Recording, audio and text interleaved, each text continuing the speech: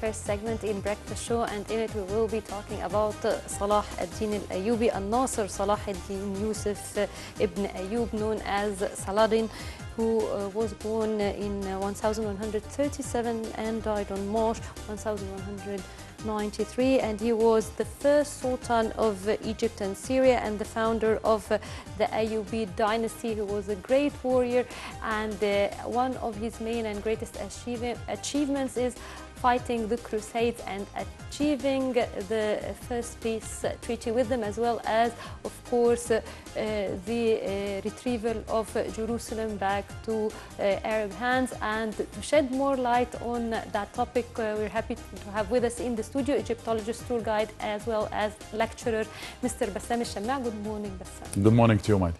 Good morning to you. Morning. And talking about an-Nasir Salah ad-Din al-Ayyubi. Yes. And I always remember that we used to study all about him in school in the past. And maybe what makes me really feel sad that nowadays we're not studying some important names in our history that enough. That sometimes, for example, unfortunately, when we watch a movie or drama, they have to add something, and each one has to put his own touch. That sometimes he destroy the real image, the beautiful image of our leaders, historical leaders. And because our new generation, maybe some of them, they are not aware of the real history, so they do not recognize, and sometimes we lose interest in some names, that these names are really very, very important. So how do you read this? You agree with me? I agree with you 150%. Salah ad-Din al-Ayyubi in particular. Oh, I agree with you 150% when it comes to Yusuf Salah ad-Din al-Ayyubi and other characters as well. For example, if we mention Salah ad-Din, we need to mention, first of all, who do you read when you read about Yusuf Salah ad-Din al-Ayyubi? His first name, he was born Yusuf. So many people know him as Salah ad-Din. But you will be amazed to read, for example, in the ancient documents, that he was Salah ad-Dunya wad-Din. Here is another title. Salah ad-Din, born Yusuf, he was born in a citadel. And what I'm trying to say, commenting on your comment, is if you want to make a movie, if you want to make a number of episodes about a character like Yusuf Salah ad-Din al-Ayyubi, then his life is already a drama. You are in no need to put any of the acting or any of the extra salt and pepper, if you know what I mean, or any of the mistakes like in the movie of Yusuf Shaheen. But I will mention Salah ad-Din, and everybody knows Salah ad-Din. Maybe we don't know many things about him, and that's why I'm here today, to tell you many things that people perhaps don't know about him, because in his character there is a great deal of small little things, but huge if you know it. For example, what if I tell you that there are some names which influence the history of the nation of Islam? Imad ad-Din Zenki, Nur ad-Din Mahmud, wow. Yusuf ibn Tashfin, we are talking Andalusia and Western Africa, and so on and so forth, names like these. Muhammad ibn al-Qasim, Blad al-Sind, the Sind nations in Asia. He opened it when he was still young. So I'm reading Baha'u'ddin ibn Shaddad, and that's what I'm advising everybody. If you want to read more into that, because Baha'u'ddin ibn Shaddad was living right beside Salah ad-Din. And he wrote in details, and he says in his writing, I was there when this event happened.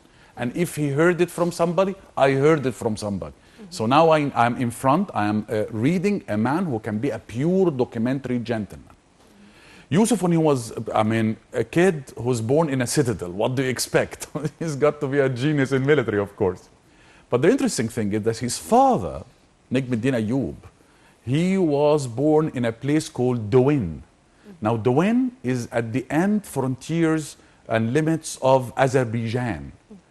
So Azerbaijan is a far area, if you like, from Egypt, but you will learn that there was a battle that took place in Egypt, that before Yusuf Salah ad-Din al-Ayyubi becomes the famous leader of the Islamic world, he was involved in this battle station in a place called Bain al-Babain, between the two gates or between the two doors, which is about 10 miles south of Minya. Now, perhaps very little is known about this battle, which you can market as the appearance again and again and the reappearance of the name of Salahuddin as a soldier, as a warrior. Was that before the time he came to Egypt to help Shower against Dorgham? This is exactly more or less the times that we are talking about, because as you know, before he becomes the Sultan of the Muslims, and of course he was the king. Tell us please about his arrival to Egypt first. Sure. I mean, because he was given, he was taken in the army, and he was actually ordered in a way, because at that time there would be the big boss, the big military leader, and he will be giving orders, I would like you to come with me in this battle station. And he was said and told to be accompanying the army with that. So that means what? That means that from when you are still young or a young caliber in the army, you are being, in a way, I don't want to say prepared to become that amazing, because you can prepare a character, you can lead the horse to water, but you cannot let it drink. So you can prepare a person to be this person, but this person doesn't want to, so it doesn't become this. But I'll tell you an interesting story about this gentleman. We know about Yusuf Salahuddin many things, but perhaps we don't know that he was a very tender gentleman. He was a sensitive gentleman. And he was a knight. He was a noble man. And the very famous story of the child of 3 months of age who was abducted from the tent, and his mother became, she was from Al-Farinja, she was from the Crusaders and from the side of the camp of your enemy. So she cried and she screamed to the point that her screams reached the kings of the Crusaders, the leaders. Why are you crying, mother? Well, I lost my baby. He's 3. What happened? The Muslims took him.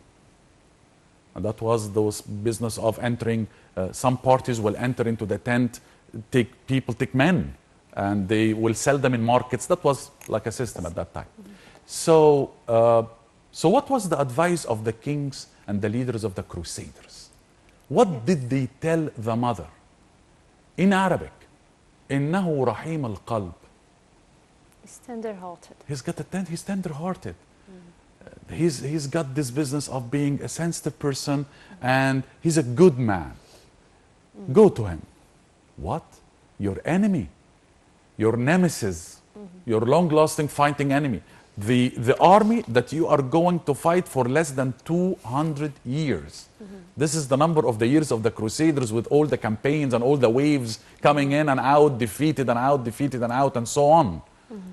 Less than 200 years. And you are telling me to go to him? Well, of course he's going to capture me, probably will get my head off. But she went. And she met the Muslims. And they heard her story. And they took her to the Sultan. They took her to Yusuf Salahuddin al-Ayyubi. He met her, he heard the story, his eyes started to, there was kind of a little bit of tears. He felt tender-hearted, as you mentioned. He's sensitive. He said, go and get the child. They went, he sold. So he brought money and he gave it to his soldiers. Go and buy back the child. Back. And it is saying, Bahai Ibn Nishan is telling us, and he kept standing. He didn't sit, he kept standing until the baby was back. She put him in her chest, she embraced her baby back. For 1 hour she gave him a suckle, as Bahai Ibn Nishan is telling us in details, because the baby of course would have been hungry by that time. So she gave him the suckle, and he ordered her a horse to take her back to the Crusaders' camp. So now you are talking about a leader that we really, a leader who knows exactly how to gather people. And you mentioned something very, very important about the mistakes, things that they wanted us to know about him that are really mistakes, real mistakes. What are these mistakes? Well, first of all, because from the movie also we can understand that he has a very kind heart. He used to deal with all people, Christians, Muslims, the same. He used to take care of the Easter, for example. But you believe there are some mistakes that we know about? Mistakes. Well, first of all, he was, as you said, he was a nice man, but he didn't go to Richard in his tent. That was an addition. This is okay. When he went and they didn't meet. Salah ad-Din al-Ayyubi did not meet Richard I or Richard the Lion-Hearted, as he was titled later. Not one time. At all. Not one time. So this business of them, they are going to play chess with each other at the end of the movie, which was introduced by Yusuf Shaheen, that was a big mistake. Number two, Al-Awwam Isa, or Isa Al-Awwam, both are right, by the way, was a Muslim. In the movie, he was not. But he he actually lost his life in one of his endeavors, in one of his great work. His wife, the widow, Salma al-Bakriya. If I was in Yusuf Shaheen's shoes, I would take this lady and put her in the movie to tell the world something. What? Salma al-Bakriya, the death of her husband and being a martyr in the great army of Muslims at that time, they saw her trying to learn how to swim. What are you doing, Salma? I'm trying to swim because I would like to be a martyr like my husband. So here is a lady who is training herself to become a soldier. By this? What did she mean by this? Because he was a clever swimmer, so because she wanted to die the same way he died? Of course, he was Al-Awwam, he was titled. No, tell me, yes, I know, but tell me the real story from you. I want to hear why did she think of this? And the point is that they allowed her as well at that age. This is another important part. She was proud of her husband being a martyr. She wanted to perform in the army. She wanted to do something positive in the army. She didn't wait for anybody. She is going to train herself to become a swimmer. A woman and to be accepted. Sure. And that I would send a message is that women played an important role in the army since the days of the Prophet Sayyidina Muhammad, peace be unto him, sallallahu alayhi wasallam. Another thing, when he died, and that's a message to all leaders in the world, not only to the leaders of Islamic nation. Baha'u'ddin Shaddad telling us that his sons and daughter, how much did they inherit? How would you think with me now? Think with me, Sultan, King, Abil Muzaffar, Yusuf ibn Najm Ayyub, ibn Shadi, Salah ad-Din al-Ayyubi, all the title here. How much would he leave? The Sultan of the Muslims, the man who freed Al-Quds al-Sharif. Something that cannot be compared to money. I think the repetition. 47 dirham and 1 golden Tyrian dinar. 1 golden Tyrian dinar. And by the way, the Tyrian dinar, Tyre, from Tyre, Sur, is less in value than the Egyptian gold dinar. 1.47. He didn't leave a land. He didn't leave a palace. If you go to Syria, you're not going to find a palace of Salah ad-Din. He didn't leave a garden. He didn't leave a village. He was, as he was explained, a malik, a king. And the word malik in Arabic means to possess, from mulk. So he was a malik who did not malik. He was a king who did not possess. No possession. No possession of the possessor. And that is how he was described. Now, I'd like to ask you about Saladin in terms of being in Egypt, because it was quite interesting that when he came, it was the time of the Fatimids, and they were Shiites, and Saladin was Sunni. For a Sunni Muslim to become the vizier in a Shiite country, that was quite hard. Would you explain to us that, please? I think also Yusuf was a very smart gentleman. He was his tactics, his political tactics as well as military, because you would hear about his political tactics before his military tactics when you read about him. And he was, I think he also gave the chances to people. Remember, the Egyptians did not swallow Shiism. The Egyptians didn't like Shiites or becoming a Shiite. Oh yes, they lived under the rule for a long time. But look at Al-Azhar al-Sharif, built in the days of Shiites and then turned to be one of the great minarets of Sunni Muslims around the world. So Egyptians probably took what they wanted from Shiites, as smart as the Egyptian nation and the Egyptian people, like the sweets and the stuff and the celebrations and so on. But they didn't take Shiism, and that's what I said some time ago when I said don't get, because people were saying, oh, the Shiites are back and there will be Iranian tourism and so on. I said, bring the Iranian tourism as much as you want. I say, Do not get terrified. Shiism is never going to be an Egyptian thing. But he even managed to convince Al-Adid with himself, and the Adid was the Shiite caliphate. So he must have had incredible characteristics that the caliph will think that he is an asset despite being a Sunni or being Sunni, a leader. But remember also, I'm with you with that, but remember at the time, the Fatimid Empire was getting a little bit weaker and weaker by the time and by the day. So if you want, history has got its lines, has got its ups and has got its downs. And it seems that that time, all over, the whole overseen is that the Fatimids are falling. And by the way, empires fall sometimes because of the political weakness of the leader, and sometimes other things as well. For example, if the river Nile didn't come, if the flooding stopped, that will lead the nation to poverty. That will weaken an empire. And finally, I will tell you something about Salah ad-Din that I really like. And that's another message for leaders. He gave a chance to a young gentleman from Damascus. Now, as a leader, and all the people around you, you are choosing this gentleman, this young gentleman. He was a coppersmith, but it seems that he was a genius in chemistry as well. And at that time, Muslim army was right in front of them. 3 huge towers made out of wood and iron. And this wood was soaked in vinegar and leather and mud. And by this, if you throw an arrow with fire, it's not going to affect nothing with this tower. This tower, it was described to can be able to hold at its surface 500 soldiers and a catapult, a manjaniq, which means that you are talking about a moving citadel, if you like, 3 of them. And the Muslim army, that's it. They are going to enter, they are going to use those 3 towers, and that will be the end. That's laser beams, that's huge tanks, that is 3 huge weapons that you cannot stand in front of. So can anybody help, guys? Salah ad-Din is taking counsel from the people around him. Here is a good character of a leader. Take counsel from the people. Everybody says this and that, and oh, no answer.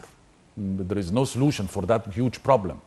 Until this amazing man from Damascus, the young gentleman, came and he said, I need this chemical, I need this fluid, I will mix it. They brought him the fluids, he mixed it, he put it in containers, he threw the first container and it burned the whole tower.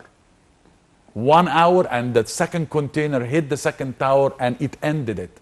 3 towers were fired in 1 day just by you as a leader giving trust to a young gentleman who, when he was offered by Salah ad-Din and by the people, when he was offered all sorts of gifts and all sorts of money and this and that, he said, no, I just do it لوجه Allah subhanahu wa ta'ala, for God I do this. This story is mentioned and it's documented in Baha'u'ddin ibn Shaddad, the man who was sitting right beside Salah ad-Din. So that gives you what? That gives you that he's a leader, but I am not going to do everything my own point of view. I'm stubborn. I am not listening to any counsels around me. Thing that I don't know about, I will bring somebody and he will I think this help. is this is one of the characteristics of a successful leader, the delegation, how to bring the right person, the right time, the right position. And definitely we know that talking about the military backside of Salah ad-Din al-Ayyubi and talking about the most important battles. And I think this is interesting to learn more about it. This is a good question. Why? Because Al-Hittin, the famous Qurun Hittin, the famous battle that led a few days or weeks afterwards of the entry of Al-Quds. Remember, Yusuf Salah ad-Din al-Ayyubi with the Muslim army entered Al-Quds al-Sharif on the 27th of Rajab in the Hijrah calendar, Friday. Now, remember this day, 27th of Rajab? It's the same day of the memory of Al-Isra wal-Mi'raj, the ascension of the Prophet to heavens. So it's interesting to see how history works like this and how faith. Interestingly enough, you will notice that after the huge, first of all, the Muslim army has got something called the swift attacks. Swift attacks is not a whole battle station as you know it. It will be a platoon or something, and it will hit somewhere and then back very quickly, very swiftly. And then from the other side, and from this side. And that will confuse your enemy. That will say, oh, from where am I getting this attack now? So that confused. Number two, in one of the battles, they blew fire in the grass. Now the Crusaders are coming from Europe, and the heat of the fire, and the horses, and the thirst. And then he stopped them from going to the water. So here is a man using the water as a strategic weapon. We were talking on the 10th of Ramadan, 6th of October, how you used water as a strategic weapon in destroying khatt barleaf or barleaf line. Same idea, but in different ways. Now, the victory took place, thank goodness for that. Captures, the king of the Crusader was captured, Ernat was called like this, Renaud de Chatillon, the bloody man who killed the Muslims, all those were captured. They are thirsty. They enter. Salahuddin gets in, happy with his people, happy of the victory, because it's an amazing victory. So he noticed that the king of the Crusaders is very thirsty. So what do you do? What do you do with your capture? What do you do with the man who just put his sword on the neck of your brother or your friend? Your brother here, I'm not talking the brother of Salahuddin. So Salahuddin orders to give him gullab. What's gullab? Gullab is rose water. Rose water given to your enemy, to the king of your enemy, the leader. Man. Noble man, as we mentioned. And it was icy. It's mentioned like this in the document, muthallag. Gullab muthallag. What?